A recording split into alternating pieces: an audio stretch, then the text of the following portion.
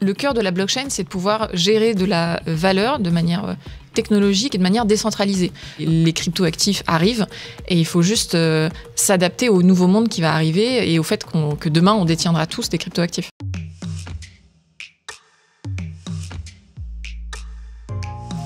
Grâce à Elon Musk, vous pouvez maintenant acheter une Tesla en Bitcoin. Le Bitcoin, c'est la première application historique de la blockchain, une technologie qui a fait peur, qui a intrigué et qui aujourd'hui atteint sa maturité.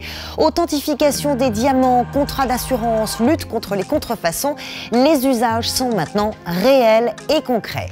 Pourquoi c'est une révolution? Quels sont les enjeux et les opportunités pour les entreprises? La blockchain, pourquoi faire et pour qui? Réponse avec celle qui dirige Blockchain Partner, la référence en France. Claire Balva est notre invitée portrait.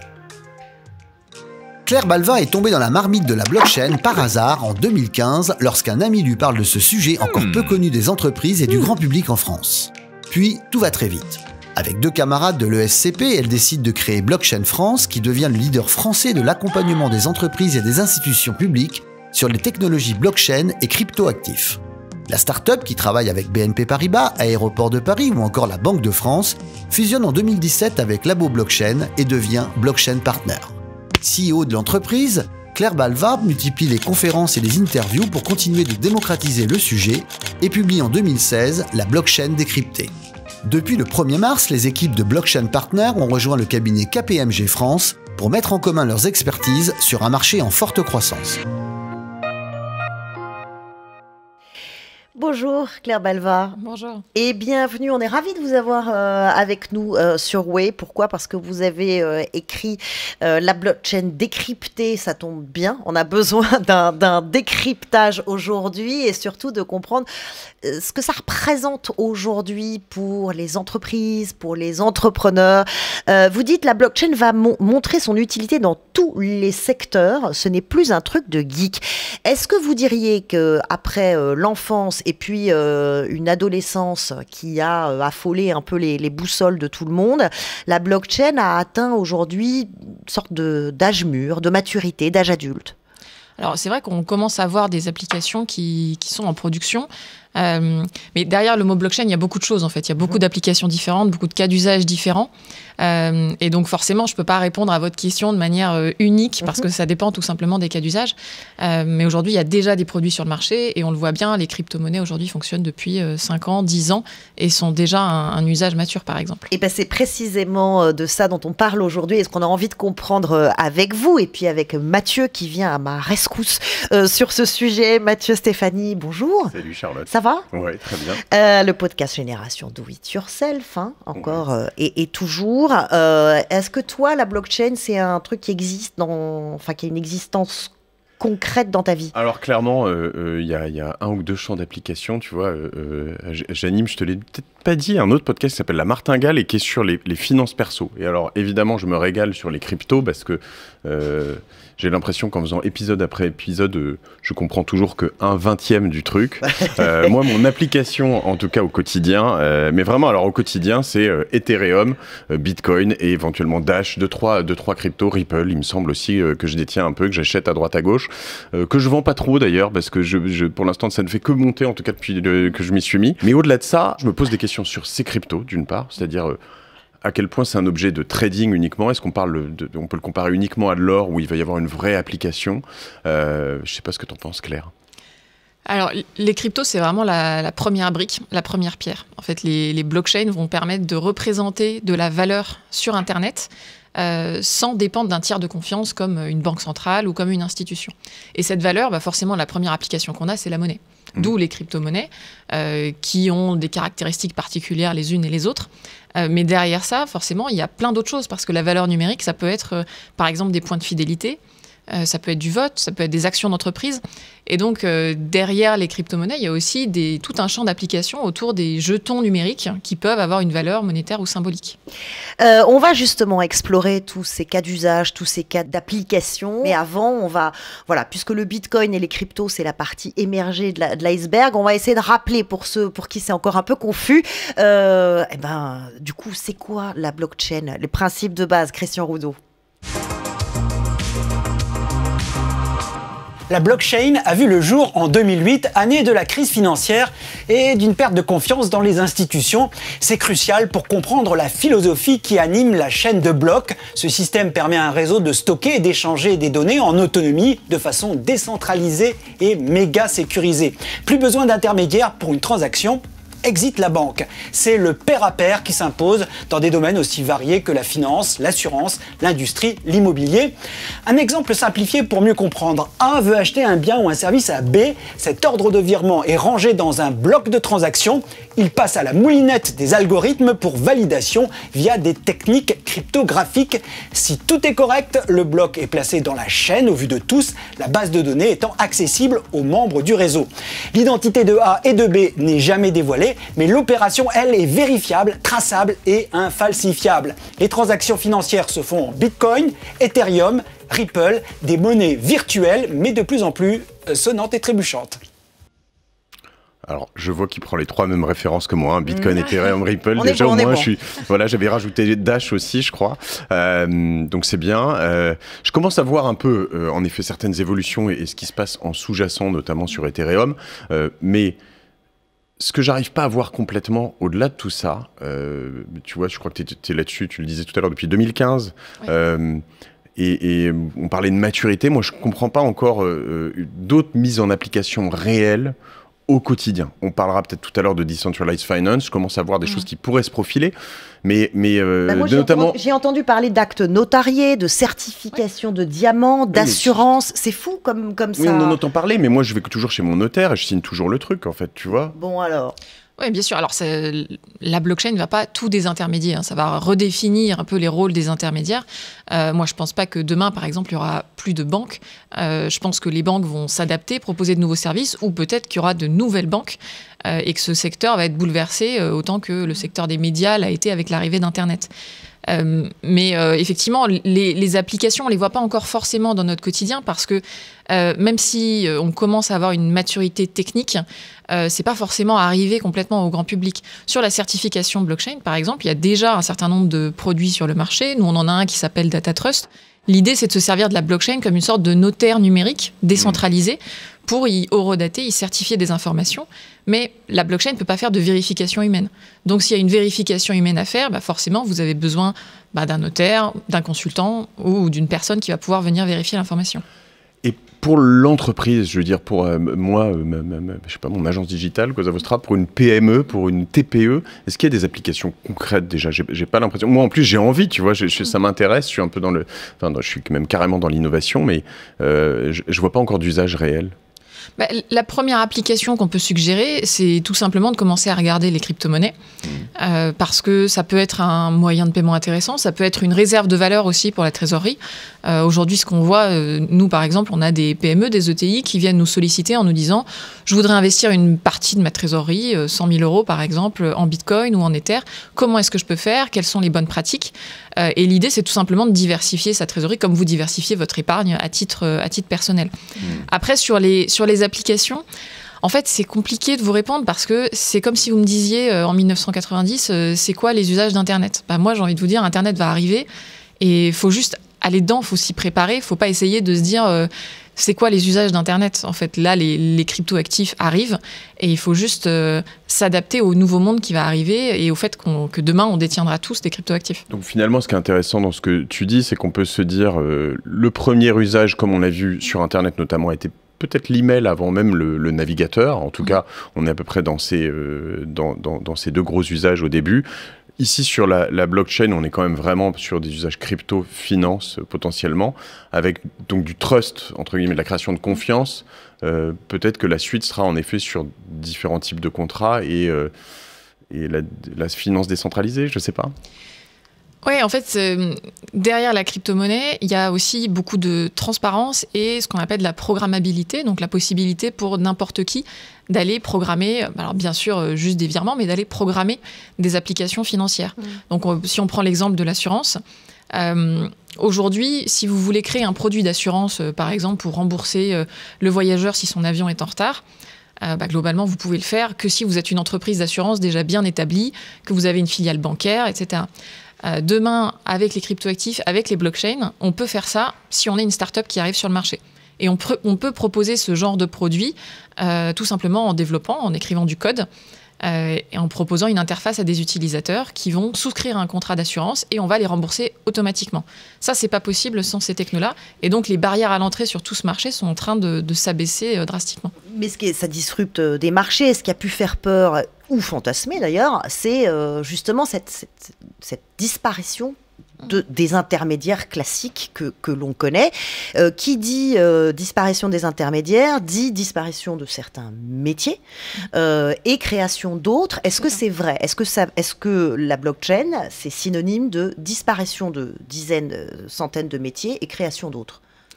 Alors, je pense que oui, pas forcément partout. Faut pas non plus imaginer que tous les anciens métiers vont disparaître et qu'on va créer que des nouveaux métiers. Mais le cœur de la blockchain, c'est de pouvoir gérer de la valeur de manière technologique et de manière décentralisée. Donc effectivement, tous les métiers qui géraient le stockage de valeur dans des bases de données centralisées, pour moi, vont être amenés à être bouleversés et on va arriver sur des nouveaux métiers de stockage de valeur, donc des métiers de plateforme d'échange, des métiers de ce qu'on appelle cold wallet, comme ce que fait la Startup Ledger en France. Et donc tous ces métiers-là vont devoir se réinventer s'ils ne veulent pas être victimes finalement de cette nouvelle techno. Et à quel point, si je reviens sur la monnaie, pour finir sur ce topic, ça va être utilisé selon toi au quotidien? Tu me disais par exemple dans ma trésor, très bien. Est-ce que je pourrais éventuellement dire à mes clients, j'aimerais que tu me payes 5% de cette prestation en Bitcoin? Est-ce que je peux payer 5% ou 10% des salaires de mes salariés en Bitcoin? Est-ce que eux pourront acheter un téléphone, un abonnement, je sais pas? Parce qu'on entend de plus en plus de marques qui disent oui, on va pouvoir me payer en Bitcoin, mais enfin, le Bitcoin, il fait tellement... Enfin, en ce moment, il fait plutôt comme ça. Ouais. Alors, sur les salaires, je ne crois pas qu'aujourd'hui, vous puissiez payer les salaires de vos salariés en Bitcoin. Enfin, nous, on ne le fait pas.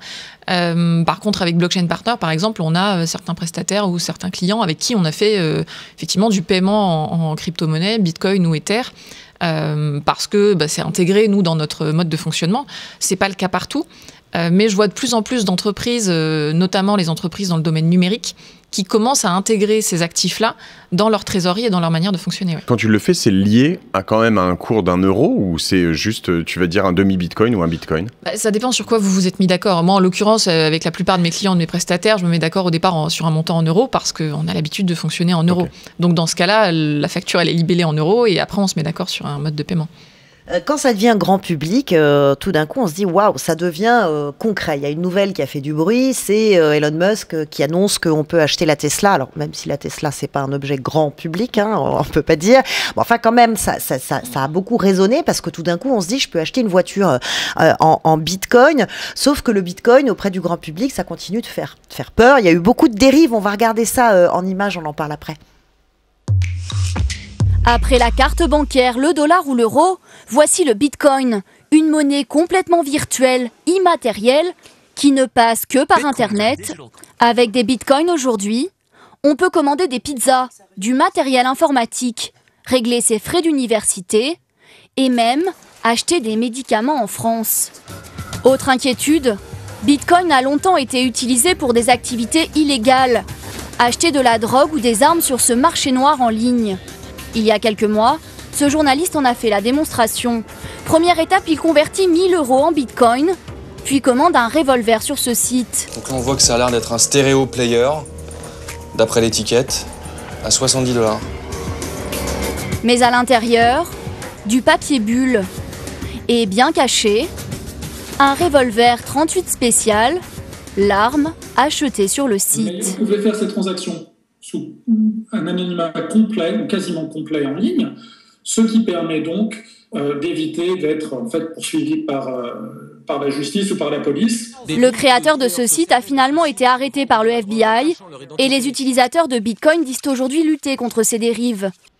Alors, lutter contre ces dérives, est-ce que vous diriez qu'aujourd'hui, c'est encore un système financier alternatif, souterrain, ou pas du tout? Non, ça devient quelque chose de finalement très démocratisé et concret surtout. Oui, complètement. En fait, ce qu'on voit aujourd'hui, c'est qu'il y a des études maintenant qui sont réalisées sur le pourcentage de transactions illégales, illicites sur Bitcoin comparé à l'euro ou au dollar. Et ce qu'on constate, c'est qu'en proportion, il y en a moins sur Bitcoin que sur le dollar, par exemple. Donc évidemment que ça existe, mais en proportion, c'est bien moins que dans les monnaies traditionnelles.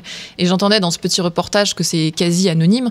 En fait, c'est pas anonyme, c'est pseudonyme, et tout est transparent. Et donc si on connaît votre adresse Bitcoin, bah, on peut savoir exactement tout ce que vous avez fait.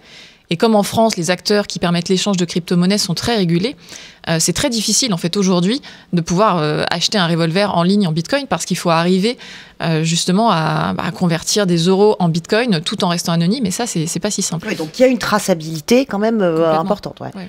Alors, moi, je comprends bien, à la limite, c'est très clair dans un reportage comme ça, comment on peut, entre, pas experts, mais personnes qui ont des bitcoins en ligne, se transférer des bitcoins. Ce qui est moins clair pour moi, c'est quand je vois cette pharmacie qui dit Bitcoin accepted here, comment j'arrive dans le monde physique, avec quels moyens pour aller payer ma boîte de Doliprane en bitcoin, quoi. Alors, je ne sais pas quel système ils utilisent dans cette pharmacie, mais vous avez plein de possibilités.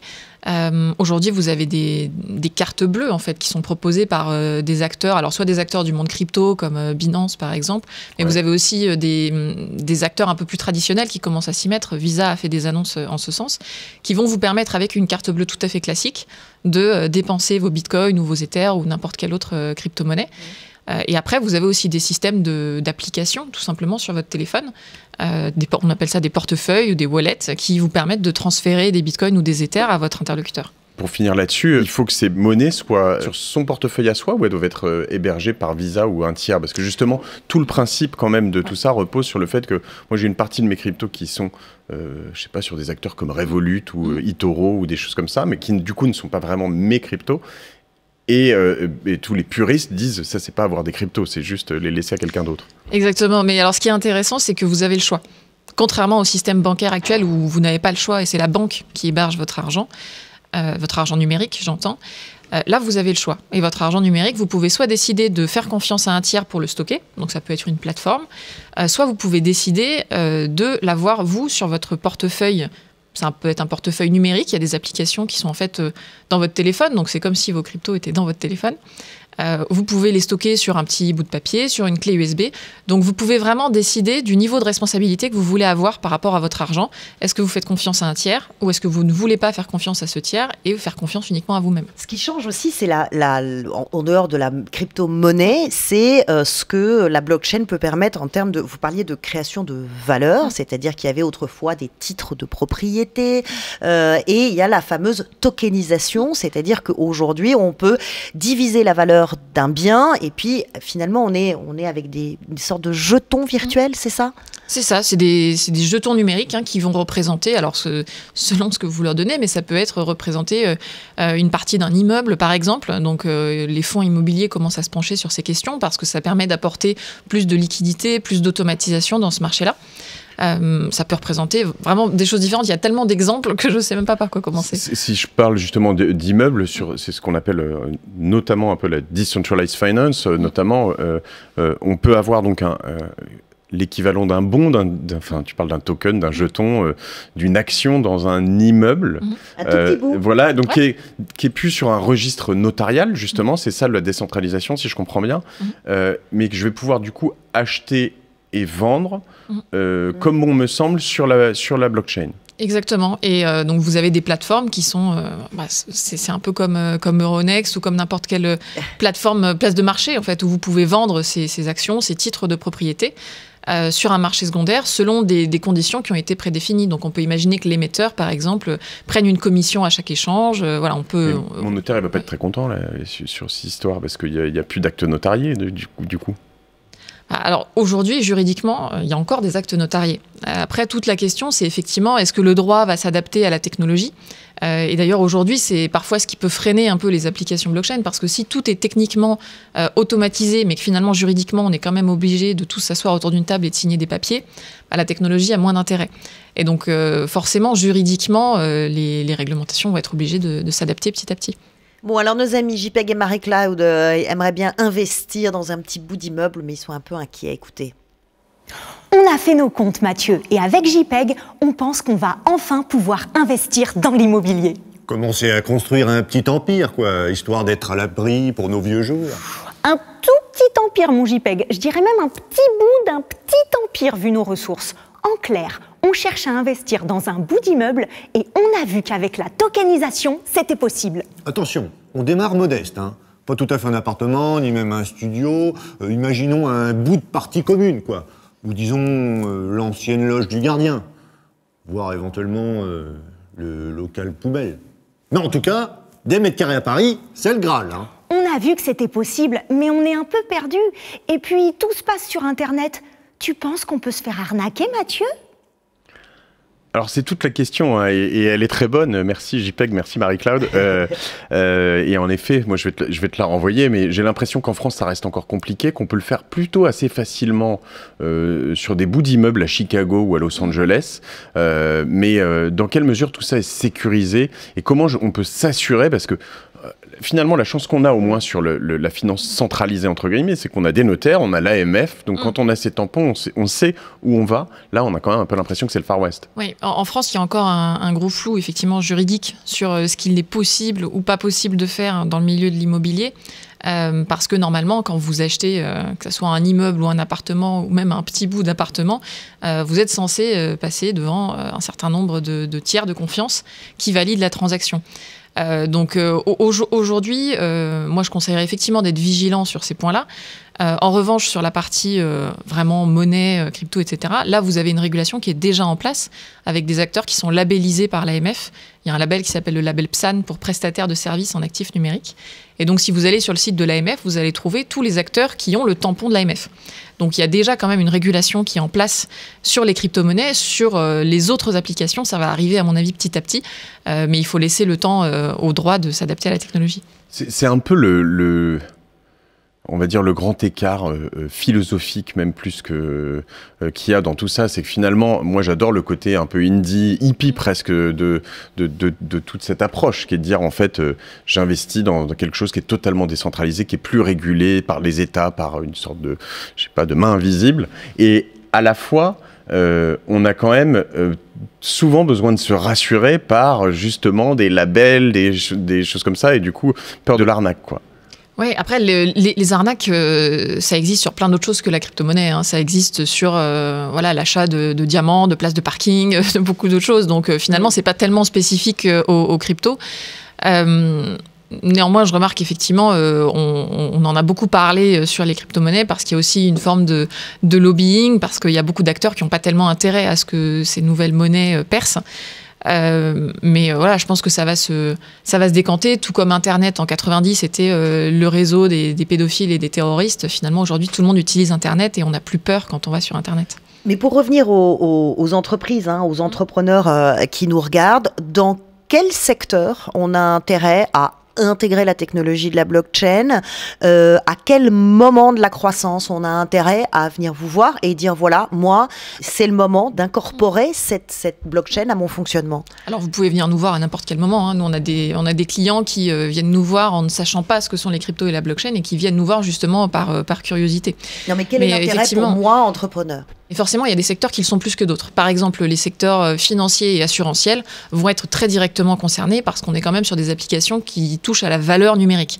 Donc la finance, évidemment, et puis l'assurance, globalement, c'est des virements conditionnels, donc ils sont forcément très concernés. Donc si vous êtes dans un de ces deux secteurs, moi je vous conseillerais très fortement, effectivement, de vous poser des questions et d'envisager l'implémentation de ces technologies dans votre business. Maintenant, tous les secteurs touchent aussi à la finance, parce que si vous êtes une entreprise, vous avez un compte en banque, vous avez un site internet, vous faites peut-être du e-commerce, enfin voilà, vous avez probablement à un moment besoin de valeur numérique. Donc ça va forcément vous toucher, peut-être un peu plus tard que si vous êtes purement dans le secteur financier, mais ça va arriver aussi. J'ai l'impression que ça intéresse aussi beaucoup de secteurs qui ont besoin de certificats dans le luxe, les montres, les sacs, l'art. Tout à fait. Alors l'application de certification dont on a parlé tout à l'heure, elle est finalement très transverse. Parce qu'à partir du moment où vous émettez des documents, par exemple des documents PDF, qui derrière vont circuler par mail un peu dans la nature, vous avez des risques de fraude. Et donc là, soit vous avez recours à un tiers centralisateur comme l'INPI, comme des DocuSign s'il s'agit de contrats, soit vous pouvez aussi utiliser des produits qui fonctionnent sur blockchain pour certifier vos documents très facilement et proposer des applications de vérification à vos utilisateurs. S'ils veulent vérifier, j'en sais rien, une attestation d'assurance auto, par exemple, ils peuvent venir sur un site pour vérifier ça très facilement. Ça, c'est la destruction d'un cliché, hein, parce que tu parlais d'une main invisible, on a cette espèce de peur comme ça, de crypto-monnaie, de la blockchain, on n'y comprend rien, alors qu'en fait, ce qu'on comprend et ce que vous nous répétez aujourd'hui, c'est que c'est au contraire hyper sécurisé et sécurisant dans certains domaines. Tout à fait. Ouais. D'ailleurs, une des applications de la blockchain, effectivement, c'est d'apporter aussi une couche de sécurité à certains processus. Et nous, on le voit beaucoup, souvent quand les entreprises sont dans une phase de digitalisation de leurs process, elles se disent je vais te digitaliser, ça va être moins sécurisé que mes papiers que je signe et que je tamponne. Donc finalement, est-ce que j'ai pas intérêt à utiliser une blockchain pour aller certifier ce process-là, ces documents? Tu sais ce qui va nous arriver, Charlotte? Quoi? Souvent, dans cette petite pastille qu'on fait ensemble, il y a un retour en arrière. Alors là, le retour en arrière n'est pas assez ancien, mais dans 20 ans, il y aura les archives. Et ils prendront le bout de cette émission en se disant, mais les gars, ils parlaient du turfu comme ça, en parlant de la blockchain, et on était complètement à l'ouest. Mais ce qui est drôle, non, on n'est pas à l'ouest, au contraire, on explore et on essaye de comprendre et de donner à comprendre. Elle avait un beau pull jaune, c'était très à la mode à l'époque. Ce qui est intéressant, je trouve, c'est que c'est ce choc de génération. C'est quand même, on parle de plus en plus de NFT, on va peut-être pas rentrer dans ce détail, mais finalement de gamers notamment, qui ont 18 ans, qui vont échanger des tenues, un béret, une arme, etc., qu'ils ont gagné ou acheté. Non, mais c'est pour ça que je parlais d'adolescence et de maturité, c'est-à-dire qu'on est en train de voir les différents âges de cette technologie et comment elle atteint l'âge adulte. Forcément, alors c'est une technologie numérique, donc c'est vrai que les secteurs qui vont aussi au-delà des secteurs financiers et assurantiels, c'est les secteurs numériques, donc c'est le jeu vidéo, c'est les paris en ligne, etc. Donc il y a toute une génération effectivement de gens qui sont assez jeunes, qui sont amenés à toucher à ces technologies peut-être beaucoup plus tôt que leurs parents. La certification, la sécurisation, la tokenisation, voilà, c'est un monde qui n'est pas si confus que ça. Encore une fois, il est en train de se mettre en place, donc on assiste à sa construction et on y voit un petit peu plus, je ne sais pas si c'est plus clair, en tout cas c'est plus concret avec vous aujourd'hui. Merci beaucoup Claire Balva d'être venue nous en parler. Merci à toi Mathieu. Merci Charlotte, merci Claire. Way, ça continue maintenant et tout le temps, c'est quand vous voulez. Abonnez-vous à Way sur la chaîne YouTube de Salesforce. Vous y retrouverez nos invités, nos chroniques. Activez la petite cloche et dites-nous ce que vous en pensez. Nous lisons vos messages et nous les prenons en compte. Rejoignez-nous sur Way.